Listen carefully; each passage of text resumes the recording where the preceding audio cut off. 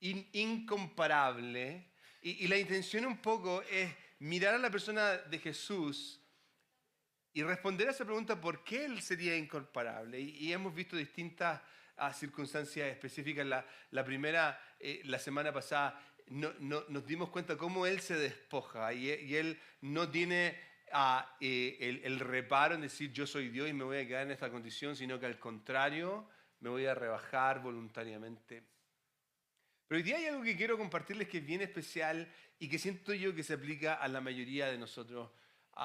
Y para esto quiero contarles una historia que es bien personal y por favor no me juzgue con lo que le voy a decir. Yo tenía quizás 4, 5 años, quizás menos, ¿ok? Entonces usted sabe que en nuestros países hay tiendas, están esos almacenes. ¿Almacenes le llaman en su...? ¿Sí? El almacén de la esquina, la tienda de la esquina. Entonces...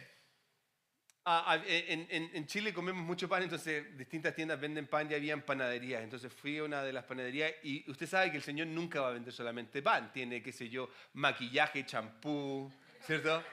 Esas cosas que pasan solamente en nuestros países, ¿ok? Esa parte yo no la puedo contar en el servicio en inglés porque nadie me entendería. No sé ni siquiera cómo explicarla, así como pan, champú. Pero nosotros, usted se hace la foto. Entonces, tenía la panadería, las cosas, y aquí tenía como útiles de escuela, ¿ok? Y me recuerdo que miro en la esquina de este stand que había ahí, y había un sacapunta de una foquita. Había una foquita con una pelota en su naricita, y yo, wow, que está lindo. 5 años, ¿ok? 5, 4 años, quizás 3. Entonces miro y el vidrio estaba quebrado, entonces mi manito chiquitita caía por... Y yo decía, oh, yo puedo agarrar ese sacapunta. El señor estaba, qué sé yo, cortando el jamón, conversando con la señora, y mi mamá estaba mirando el champú.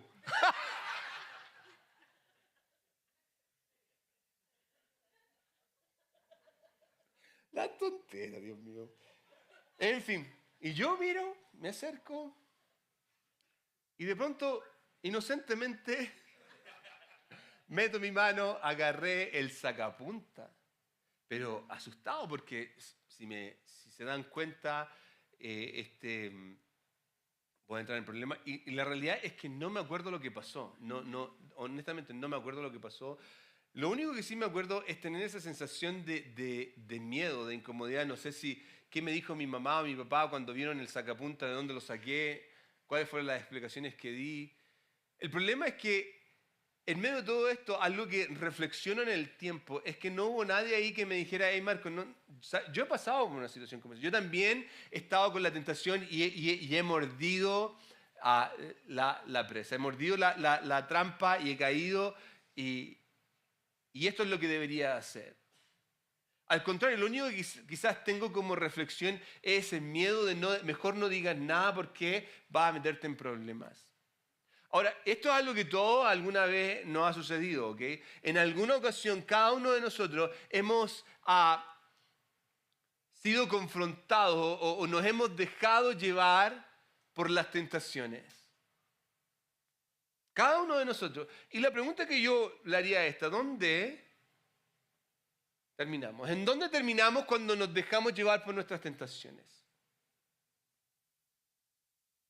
Y quizás en un comienzo tal cual como yo les contaba en mi historia, nadie se dio cuenta, o quizás sí se dio cuenta, fui expuesto, qué sé yo, me llamaron la atención, me despidieron, qué sé yo, terminé una relación que nunca pensé que iba a terminar, etcétera, etcétera, etcétera. Hay muchísimas circunstancias que nosotros podríamos reflexionar en dónde terminamos, pero si hay algo que quizás, porque en términos generales en muchas ocasiones uno puede aprender de este tipo de cosas, pero la sensación en ese minuto, después de que yo haya caído en una circunstancia como esta, no es la mejor. Ahora, algo que nosotros tendemos a hacer es que cuando viene la tentación, lo que menos hacemos es arreglar ese problema. Mire, con la tentación algo que hacemos es la justificamos.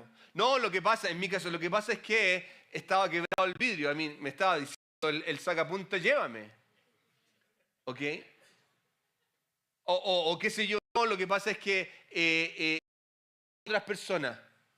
Él me dijo, ella me insistió. Y como les digo, la tentación la justificamos, le bajamos el perfil, culpamos a otros, pero lo que menos es esto, detenerla. Lo que menos hacemos es detenerla. Y aquí hay algo que quiero que entienda, porque la tentación es una cuestión poderosa que nace en nosotros. De hecho, el hermano de Jesús escribe lo siguiente referente a la tentación en Santiago capítulo 1, versículo 13. Que nadie al ser tentado diga, es Dios quien me tienta, porque Dios no puede ser tentado por el mal, ni tampoco tienta a él a nadie. Y quiero poner una pausa aquí. No podemos estar diciendo, no, lo que pasa es que el Señor me puso en esta situación. No. Mire, todo lo contrario, continúa Santiago, todo lo contrario. Cada uno es tentado cuando sus propios malos deseos lo arrastran y lo seducen. Y yo siento que Santiago está haciendo una descripción tan gráfica de lo que me pasa a mí. Es como estos malos deseos me empiezan a arrastrar, me empiezan a tirar, me empiezan a seducir. Luego continúa, cuando el deseo ha concebido, engendra el pecado, y el pecado, una vez que ha sido consumado, da a luz la muerte. Y quizás yo no voy a experimentar la muerte física, pero voy a experimentar una separación espiritual. Ahora, aquí es donde vemos que Jesús es inigualable.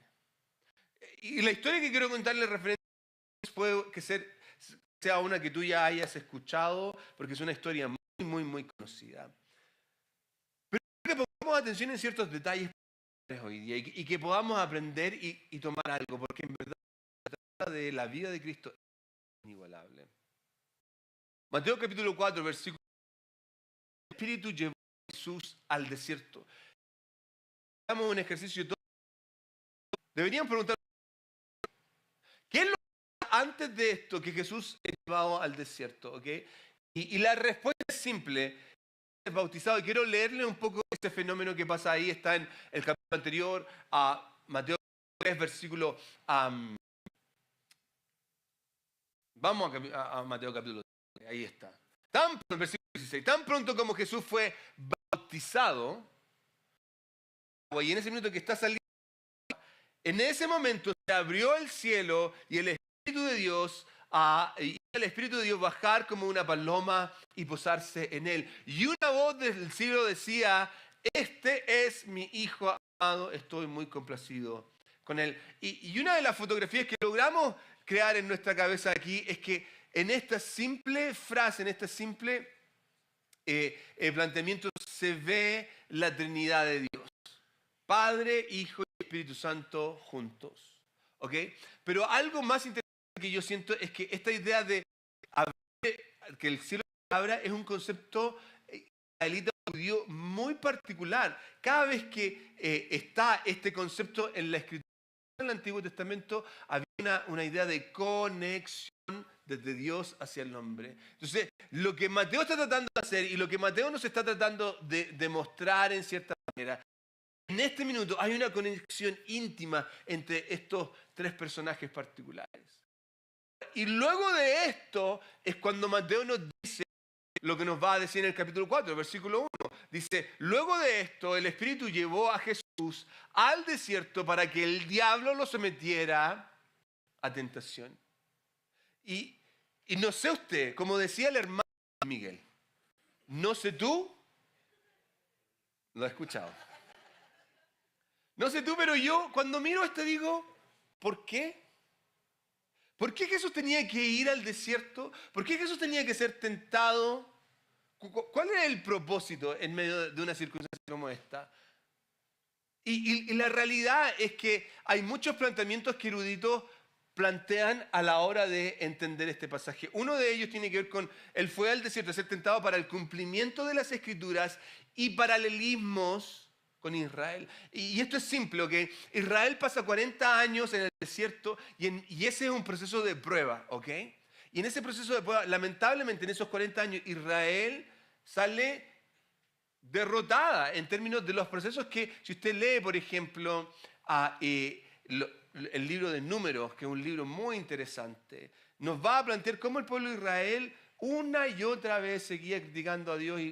Pero en el caso de Jesús, Él es el verdadero Israel, ese es el verdadero símbolo que de cierta manera pasa por estos 40 días y sale triunfante. Otro planteamiento que eruditos hacen es la preparación para su ministerio. ¿Ok? Es un proceso de preparación, estos 40 días en el desierto, entrar en este contexto con el enemigo, con Satanás, es un modo de preparación. ¿Por qué? Porque Jesús va a enfrentar distintas circunstancias en estos 3 años que va a estar trabajando. Pero no solamente eso, sino que va a enfrentar el último desafío, que será ir a la cruz. Es un medio de preparación. Otra que es bien interesante tiene que ver con la revelación del carácter de Jesús. Es una muestra. En este proceso se nos muestra un carácter de Jesús. ¿Y cuál es el carácter que vemos en el contexto de la tentación de Jesús? Es un hombre obediente, sometido a Dios, abrazado a la palabra. Otro concepto es la victoria sobre el mal. Y en cierta manera vemos a un Jesús triunfante. Cuando el enemigo viene y trata de poner y hacerlo caer, Jesús es capaz de levantarse y no caer en la tentación. Otra que siento yo, y lo vemos que la Escritura también nos la plantea, es la identificación que Jesús tiene con la humanidad. En términos generales, este planteamiento nos hace ver que Jesús logra entendernos. De hecho, Hebreos capítulo 4, versículo 15 dice lo siguiente: porque no tenemos un sumo sacerdote, refiriéndose a Jesús, ¿ok? Este sumo sacerdote es Jesús, no hay ningún otro sumo sacerdote. No tenemos un sumo sacerdote incapaz de compadecerse de nuestras debilidades, sino uno que ha sido tentado en todo de la misma manera que nosotros, aunque sin pecado. Es interesante porque Jesús, experimentando esto, Hebreos nos está diciendo que Él pasó por un tiempo similar, ha pasado experiencias similares a ti y a mí, y Él puede entendernos. De hecho, esta palabra compadecerse, la palabra griega es esto: simpateo. ¿Le suena? Simpático, simpatizar, ¿ok? Viene desde esa raíz, y en el fondo lo que el escritor de Hebreos nos está diciendo es que Jesús logra simpatizar con nosotros en nuestras circunstancias. Él entiende cuando tú estás pasando por un periodo de tentación. Él entiende cuando tú estás pasando por un tiempo donde te es difícil decirle que no a la dona. ¿Ok? Ahora, en este caso, la pregunta es: ¿qué hizo? ¿Cómo Jesús enfrenta las pruebas? ¿Cómo Jesús pasa por este periodo? Y la respuesta es simple: con el poder de la palabra. No hay otro, ¿ok? Con el poder de su palabra. Y esto es lo que vamos a ver y lo que vamos a conversar durante estos minutos que nos quedan. ¿Por qué? Porque en ese minuto algo pasa, y algo pasa que es tan especial y particular que creo que pongamos atención a cada uno de los detalles que se nos van a plantear. Miren, versículo 2 continúa y dice lo siguiente: después de ayunar 40 días y 40 noches, ¿ok? 40 días y 40 noches, tuvo hambre. ¿Cuántos de ustedes han ayunado? A ver, déjenme en la mano los que han ayunado. O ha hecho ayuno intermitente como dieta. A ver, ¿cuántos han hecho ayuno intermitente como dieta? Ok. Uno empieza a las 8, a las 8:30 y ya, tengo hambre. ¿A qué hora termina esto? 40 días y 40 noches. El tentador se le acercó y le propuso: si eres el Hijo de Dios, ordena estas piedras que se conviertan en pan. Quiero que ponga atención en estas palabras, que si tú eres el Hijo de Dios, ordena que estas piedras se conviertan en pan. ¿Ok? Jesús le respondió: escrito está, no solo de pan vive el hombre, sino de toda palabra que sale de la boca de Dios. Mire, La primera tentación pasa por halagar, complacer a la carne. Jesús tiene hambre. Y la invitación que el enemigo está haciendo aquí no es ninguna que puede sonar como algo malo. De hecho, lo único que él está invitando es, ¿tienes hambre? Come. Eso es lo que está diciendo. Cuando el enemigo está invitando, cuando Satanás está invitando a Jesús a que convierta esta piedra en pan, no tiene nada de malo. Quiero que entienda esto. No tiene nada malo que Jesús hubiera convertido la piedra en pan y la hubiera comido. Pero lo que hay detrás de eso, el significado es esta invitación inocente que aparentemente no tiene ningún problema. Pero así es como el enemigo comienza a hacernos caer. De hecho, quiero que entienda esto. Lo que el enemigo hace constantemente es cambiar una bendición eterna por una satisfacción momentánea. Es que yo me enfoque en lo que quiero ahora y me desenfoque en lo que Dios tiene para mí. Oh, y esto nos pasa muchísimo. El convertir las piedras en pan es satisfacer el hambre, pero más allá de eso es cambiar el enfoque. ¿De dónde viene mi verdadera satisfacción? Y es que hoy la humanidad está perdida tratando de llenar este vacío interno con satisfacciones momentáneas, con cosas efímeras. Que por un minuto yo puedo tener esto, que por un instante yo puedo conseguir esto, y en el fondo lo que termino es que termino vacío. Entonces quiero que ponga atención porque cuando Jesús le está diciendo, no solo de pan vivirá el hombre, Él está diciendo, hey, para satisfacer mi carne, yo no solamente necesito pan. La palabra puede ser mi fruto y yo jamás voy a cambiar algo físico por algo espiritual. Continúa Jesús en el versículo 5 y dice lo siguiente: el diablo lo llevó a la ciudad santa e hizo que se pusiera de pie sobre la parte más alta del templo y le dijo, si eres el Hijo de Dios, tírate abajo, porque escrito está, ordenará que sus ángeles le sostengan en sus manos para que no tropieces con piedra alguna. ¡Wow! Ok, ahora empezamos a entrar en un terreno un poco más complejo, ¿ok? Porque en cierta manera, para poder entender, tenemos que responder a la pregunta, nosotros tenemos que responder a esta pregunta. ¿Cómo vemos a Dios? ¿Está para servirme o está para servirlo? ¿Está para que me satisfaga y haga mi voluntad o está para adorarlo? Y la respuesta de todos, la mayoría quizás como cristianos sería, está para adorarlo, está para servirlo. Entonces, ¿por qué lo usamos para nuestro servicio?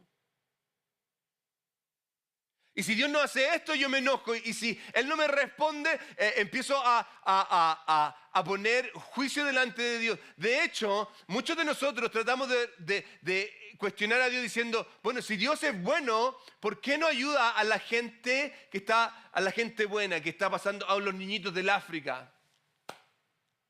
Lo que Satanás está haciendo es llevar a que Jesús ponga a Dios a su servicio. Ordénale a Dios que te ayude. Ordénale a Dios que haga tu voluntad. Y Jesús no va a caer en ese juego. Jesús no va a entrar por ese camino. ¿Por qué? Porque Él entiende algo. Mire lo que dice en el versículo 7. También está escrito, respondió Jesús, no pongas a prueba al Señor tu Dios. Y en términos generales lo que Jesús está haciendo es mostrándonos, abriéndonos una puerta para entender ¿en dónde está nuestra verdadera confianza? ¿Mi confianza está en lo que Dios puede hacer por mí? ¿O mi confianza está en quién es simplemente Dios? Porque cuando yo entiendo quién es Dios, yo voy a depositar mi confianza total y absoluta en Él. Sus palabras, las palabras de Jesús, de esta respuesta que Él está dando aquí, nos hace entender lo siguiente. Nuestras demandas jamás pueden estar por sobre Dios. Nuestras necesidades jamás pueden estar por sobre Dios. Mis deseos, mis sueños, mis anhelos jamás pueden estar por sobre Dios. Por más válidas que sean nuestras necesidades, por más válidos que sean mi petición. Yo le he contado ya muchas veces cómo mi mamá, cuando yo tenía 18 años, muere de cáncer. Y yo pensé que Dios era malo. ¿Por qué? Porque Dios no estaba haciendo mi voluntad. Que Dios sanara mi... ¿Qué malo había en eso? Pero el punto tiene que ver con esto. ¿Voy a confiar en Dios con mi mamá viva o con mi mamá muerta? ¿Voy a mantener siguiéndolo a Él si Él hace lo que yo le pido o si no lo hace? El punto es que tenemos que entender esto, porque algo nos va a pasar. Miren, vamos a ser tentados a demandar y no confiar una y otra vez. Quiero que entienda esto. El enemigo nos va a tentar para que yo ponga mi necesidad por sobre Dios. Y que esta necesidad, este problema, esta circunstancia se haga más importante que Dios. Y lo que tengo que aprender ahí es, en el minuto en que soy capaz de reconocerlo, es arrepentirme.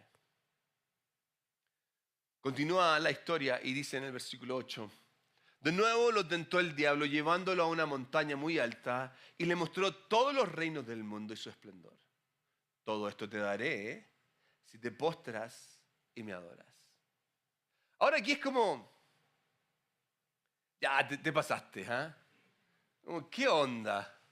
Y uno la identifica de una, ¿cierto? Mire, si el diablo viene, se te aparece. ¡Pum! Se te aparece, sí.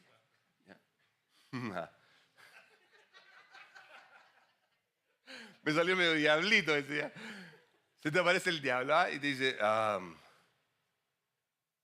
te ofrezco todo lo que quieras. Ay, como que siempre le ponemos una voz. ¿Y si habla así? Se imagina, pero siempre le ponemos la voz baja por alguna razón. ¿Okay? Y te dice, hey, todo lo que quieras te ofrezco. La riqueza, la mayoría de nosotros quizás diría que no, o quizás diría que sí. Yo no sé. Pero mire, si hay algo que para nosotros es fácil caer, es en querer más. Oye, queremos más y queremos más y qué sé yo, y ya no me gusta esta casa, no, quiero el auto, quiero... Miren, en un libro que estaba leyendo, hablaba de la historia de un hombre muy rico, tenía mucho dinero, y cuenta la historia de cómo él podía conseguir todo lo que quería. Quería una casa, pum, donde quisiera. Una casa donde quisiera. El último modelo de carro, como quisiera. Pero lo que no podía conseguir era dormir. No podía dormir. No tenía todo el dinero del mundo. No podía comprar el descanso que él necesitaba. Y mire, quiero que entienda esto. Mientras más cosas conseguimos, más necesitamos. Más empiezo a demandar. Y ya el carro, la novia. Porque, por ejemplo, cuando estábamos solteros, que quiero casarme, Señor, mándame la esposa, mándame el esposo, Señor, y nos casamos y decimos, Señor, ¿por qué me mandaste a este? Quiero a otro, quiero a otra. Es como que nunca terminamos satisfechos. Y Satanás sabe que somos así. El diablo sabe que es simplemente que nos ponga una semillita. ¿Quieres esto? Y nos lo empieza a empujar. Oh, sí, ya, yo nunca pensé que necesitaba un auto eléctrico. ¿Por qué necesito un auto eléctrico? ¿Que el Toyota que es Toyota no le sirve para llevarlo de un lado a otro? ¿Se fija? Pero quiero el auto eléctrico. ¿Ya? Ok. Ahora, ¿cómo responde Jesús? Jesús responde de la siguiente manera y me fascina. Vete, Satanás, le dijo Jesús, porque escrito está, adora al Señor tu Dios y sírvele solamente a Él. Entonces el diablo lo dejó y unos ángeles acudieron a servirle. Y esto es fascinante, ¿por qué? Porque el punto más importante a destacar en esto es que Jesús sabía Si hay algo que Jesús logra entender cuando recibe esta invitación, es que no hay nada en este mundo, no hay riqueza en este mundo que pudiera llenar su corazón y no estaba dispuesto a cambiarlo. Él, gloria a Dios. Y esa riqueza que él en verdad conocía era la mejor riqueza. ¿Cuál? La que venía desde su padre. Y la clave para esto, la clave en cada tentación que Jesús enfrenta, desde el minuto en que es confrontado a comer, desde el minuto en que es confrontado a lanzarse, y en esta que es confrontado a tomar las riquezas, la clave para enfrentar cada una de las circunstancias es esta. Cada convicción de Jesús nace, ¿de dónde? De la palabra de Dios. Fíjese, en cada respuesta Él dice, escrito está, escrito está, escrito está. Su fuente no está en lo que dice la gente, lo que las personas pensaban, lo que el influencer, lo que el TikTok, qué sé yo, el Instagram. Y para los que todavía están en Facebook, el Facebook. ¿Okay? No. Para Jesús, su guía es la palabra de Dios. Y quiero que entienda esto. El poder para vencer la tentación radica en cuánto estoy descansando en su palabra. ¿Cuánto estoy descansando en su palabra? Mire, yo le voy a decir, vaya al libro de Génesis y usted va a empezar por el final. Y si usted empieza por el final, me va a decir automáticamente cuánto usted descansa en la palabra de Dios.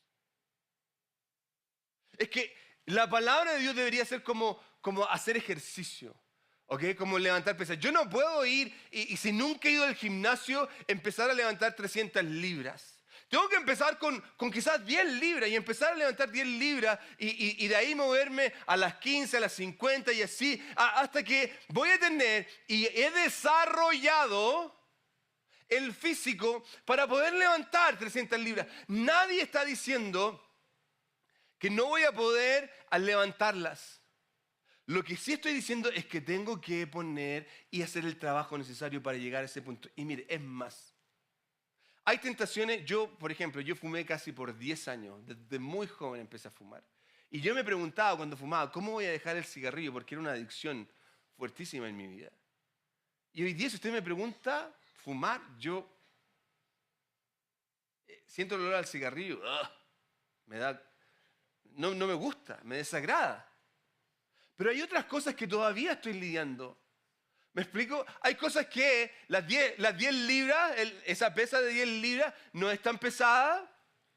Pero hay otras que sí lo son para mí. Y ese es el proceso. ¿Y cómo yo puedo vencer la tentación?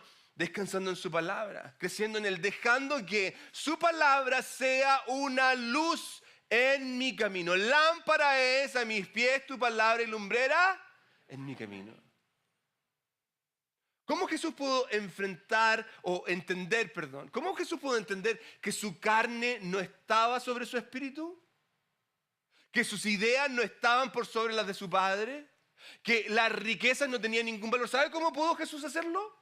De esta manera, única y exclusivamente a través de la palabra de Dios. Única y exclusivamente a través de la palabra de Dios. Es más, la palabra de Dios trajo alimento para su alma. La palabra de Dios trajo confianza para su espíritu. La palabra de Dios trajo satisfacción para su vida. Ese es el poder de la palabra. No es simplemente un libro más. Mira, va a leer la Biblia una y otra vez, el mismo versículo una y otra vez. Y un día, nunca había visto esto antes. Hay un poder transformador, es una espada de doble filo que corta, que penetra hasta lo más profundo. En el minuto indicado, en el minuto preciso. Yo cuando era pequeño, una vez estaba en la casa de un amigo, fueron unos chicos de unos misioneros mormones a visitar a este amigo. Y yo era pequeño, quizás tenía unos 8 años. Entonces yo le apunté con el dedo, le dije, la única manera en que yo creía en el mormonismo es que si un ángel viene a mí y me anuncia que este evangelio es verdadero. Y me recuerdo a la niña, me dijo, voy a orar para que esta noche un ángel se te aparezca. Y yo era niño, entonces me asusté. Llegué a la casa, Señor, por favor, ya. Que me hable el pastor, pero no me mande un ángel, Señor. No me mande nada, no quiero ver nada, Señor, por favor. Háblame a través de tu palabra. No le miento. Yo abrí la Biblia ese día, Señor, háblame a través de tu. Niñito, ¿ok? 11, 12 años, abro la Biblia, Gálatas capítulo 1. Si alguno de nosotros te anuncia un nuevo evangelio, un ángel del cielo viniese, sea anatema. ¡Qué maravilloso! Me sentí libre. El poder de la palabra de Dios hablando a mi vida ahí, en ese minuto en el que yo lo necesito. Hay poder en su palabra. Mire, van a haber tiempos de angustia y yo puedo ir a su palabra. Van a haber tiempos de tentación y yo voy a ir a su palabra. Van a haber minutos en que yo voy a estar enfrentando una situación particular que no debería ser. ¿Y qué va a venir a mi corazón? ¿Qué va a venir a mi mente? Su palabra. ¿Sabe por qué? Porque su palabra es nuestra fuente de poder y en ella nos podemos sostener. En la palabra de Dios nos podemos sostener. No hay mejor lugar que su palabra. Por eso quiero animarte a que empieces a leer su palabra. Hoy día, en este tiempo, tenemos muchísimas más herramientas. Hay planes particulares que uno puede leer. A veces no entiendo este pasaje, en este plan me pueden explicar lo que esto significa. Hay tanto que uno podría aprender a través de las cosas que están ahí para que nosotros podamos crecer. Termino con esto. En una circunstancia bien particular que Jesús está atravesando, su mensaje era tan complejo, era tan duro, era tan difícil, que sus seguidores comienzan a abandonarlo. De hecho, esto nos lo describe Juan, ¿okay? En el capítulo 6, versículo 66. Desde entonces muchos de sus discípulos le volvieron la espalda y ya no andaban con él. Así que Jesús les preguntó a los 12, ¿también ustedes quieren marcharse? ¿También ustedes quieren alejarse de mí? Porque tal cual como yo les decía la semana pasada, ser cristiano no es fácil, es difícil. No pierda el tiempo, no venga a la iglesia por venir, por ganarse. Esta iglesia no lo va a salvar. No hay salvación porque usted venga aquí, hay salvación en Cristo. Yo soy el camino, la verdad y la vida y nadie va al Padre si no es a través de mí. No es aquí. No es por el calzón, no es por la estatua, no es por la cruz, no, es por Cristo Jesús. ¿Ok? Entonces ahí está, ustedes también se van a ir. ¿Por qué? Porque se va a poner difícil. Y van a haber ocasiones en que yo voy a pedir, voy a demandarle a Dios, voy a caer en la tentación de poner mi necesidad por sobre Dios y Él no lo va a hacer a mi manera. ¿Y qué voy a hacer? ¿Me voy a ir? ¿Le voy a dar la espalda? Y aquí la respuesta de Pedro es poderosa. Señor, contestó Pedro, ¿a quién iremos? Tú tienes palabras de vida eterna. En Él hay palabra de vida eterna. Su palabra es poderosa, es transformadora. Es un fundamento que nos puede sostener. Es una mano que nos puede rescatar. Es aquella que nos puede recordar en los momentos más complejos, más difíciles, que no estamos solos. Yo estoy contigo hasta el fin del mundo. Cierra sus ojos. Jesucristo, venimos delante de ti, entendiendo que podemos descansar, confiar y afirmarnos en tu palabra. Venimos delante de ti, Señor, porque sabemos que no hay nada en este mundo que nos pueda satisfacer más que tú. ¿Y dónde encontramos eso? En tu palabra, Señor. Por eso en esta hora, Jesús, mi oración es que en cualquier circunstancia que quizás alguien pueda encontrarse el día de hoy, quizás hay personas que están atravesando por distintas tentaciones y no saben cómo lidiar con ellas. Personas que se pueden sentir solas porque nadie las entiende. Espíritu Santo, recuérdales que nuestro sumo sacerdote puede identificarse, simpatizar con nosotros, porque Él pasó por distintas tentaciones, pero no pecó. Y que en vez de botarnos, pisotearnos, Él nos da la mano y nos levanta. Recuérdale, Señor, que tu gracia es suficiente, que tu gracia es suficiente. Tu sacrificio en la cruz pagó por cada tentación que yo he caído y que caeré, Señor. Y puedo descansar en ti, que hay perdón para mis pecados. Abre nuestro corazón, Señor, en esta hora para que podamos escuchar tu palabra y no la voz del enemigo. Para que podamos morir a nuestra carne. Aquel que quizás hoy día está pensando y diciendo, Señor, yo quiero darte mi vida a ti. Este sea el momento de reconciliación. En el nombre de Jesús. Padre, gracias por este tiempo. Bendícenos, Señor. Que tu Espíritu Santo esté con nosotros el resto de este día, esta semana, y que tus bendiciones puedan recaer sobre cada uno de nosotros. En el nombre de Jesús.